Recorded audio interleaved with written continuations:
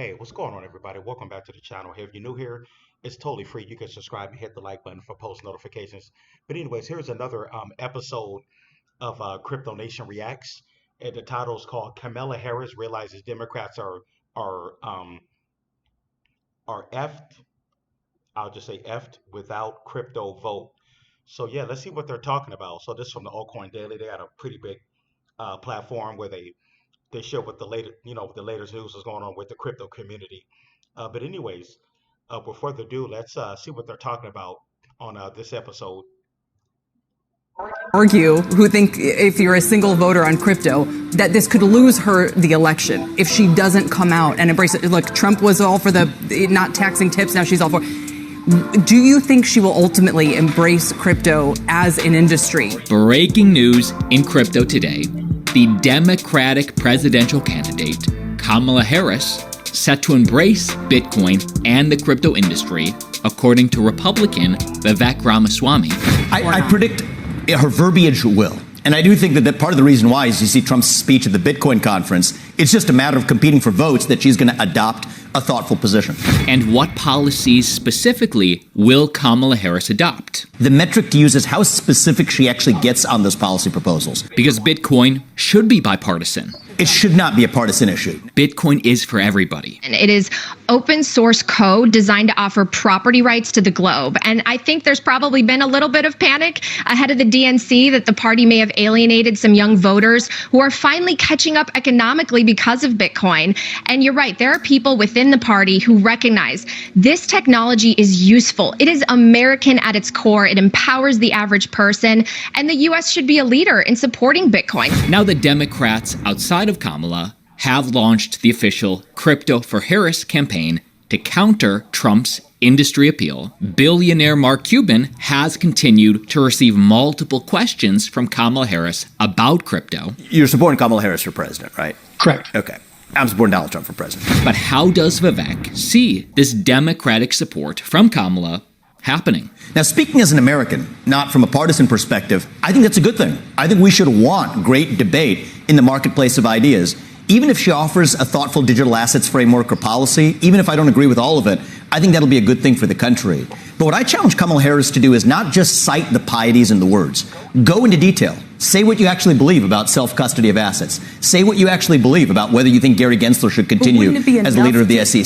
So I think those specifics are going to matter a lot, Kelly. For sure, but is what you're saying is just a general position of openness is probably all the industry really is looking for. This idea that it's not a partisan issue, that Republicans are for it and Democrats are against it. It should not be a partisan issue. Now, what I think you are seeing is this tendency to really embrace whatever wins her the most votes. But when you're looking at your question, Andrew, of how do you assess the seriousness of that, the metric to use is how specific she actually gets on those policy proposals. So everybody will eventually be for crypto. That's like saying everybody is for the internet or tools, a hammer. It's for everybody. But the policies for the presidential candidates, that's the key. Donald Trump is promising self-custody to commute Ross Ulbricht's sentence, never allowed the creation of a CBDC in the United States. Also, Trump is promising to fire Gary Gensler, which is a big one. And of course, treat crypto fairly, meaning develop a presidential council of people who like crypto to make the common sense regulation, give this industry clarity. The policy of my administration, United States of America,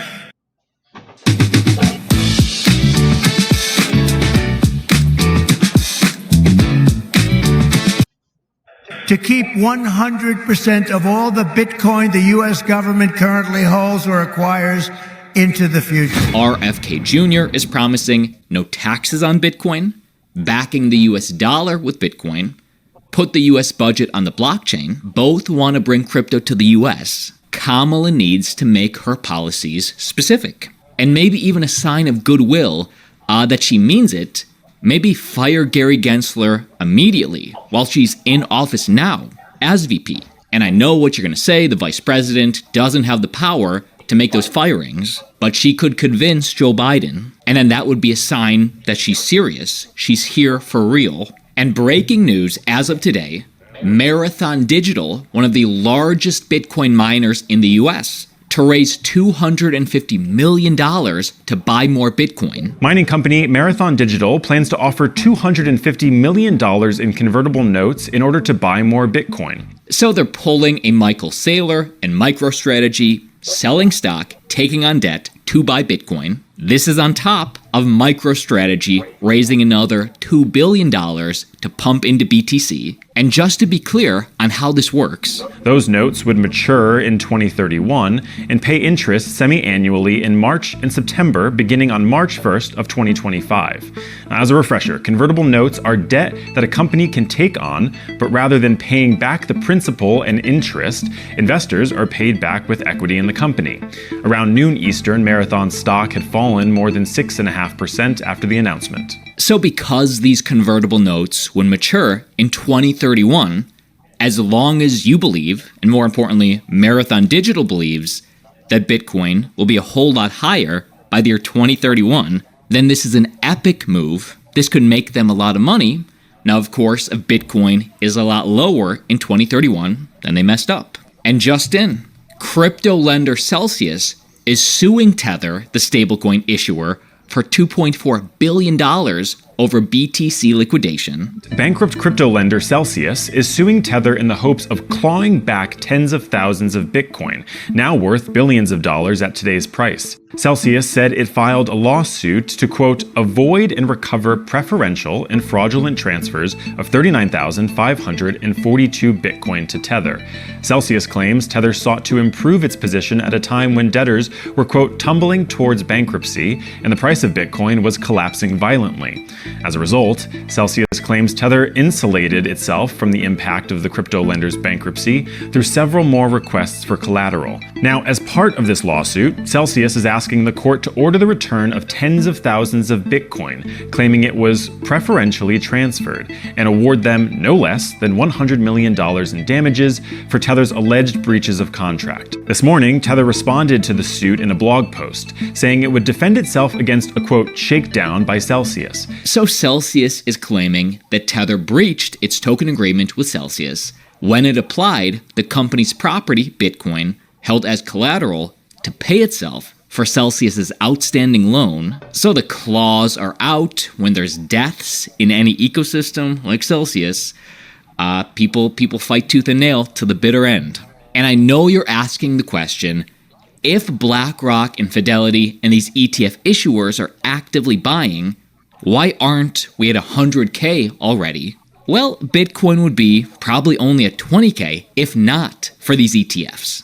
I think if you take the ETFs out of the picture, the price of Bitcoin is like 20 grand, because it was 30 when BlackRock filed. It started to go up because, BlackRock's coming in. Then they launched. There was a little sell of news, but it hung tough. Now it went up a lot because of the flows. You unwind all that, you're at 30K, but you still have Mt. Gox and some of these other in Germany, and who's there to buy it? So I think the ETFs should be seen as nothing short of a godsend, to be honest with you. And I know Bitcoin has other things going on for it. I read up a lot about it, and I think it's a fascinating currency, secure way to store value. And I'm definitely intrigued. That said, pure price, I think that the ETFs really came at the perfect time, to be honest with you. And I think that so when I see people get all crazy when it goes like 56, I'm like, honestly, it should be about 20, so just relax. And everybody. That's pretty interesting. I'm thinking, what about the last bull run when Bitcoin went up to 69? There was no ETFs back in 2020, 21, right? So he's trying to say that without the ETFs, Bitcoin can't move up without the ETFs. That's pretty interesting, what he's saying. Be sure to come out and hang out at Token 2049 in September.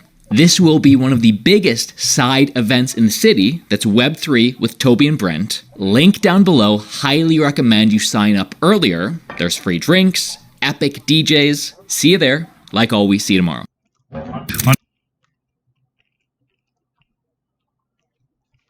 All right, guys, that's an episode. That concludes that episode of Crypto Nation Reacts. Comment below, tell me what you guys think. But yeah, Right now, Bitcoin is at 59,000. Ethereum is at 2,662.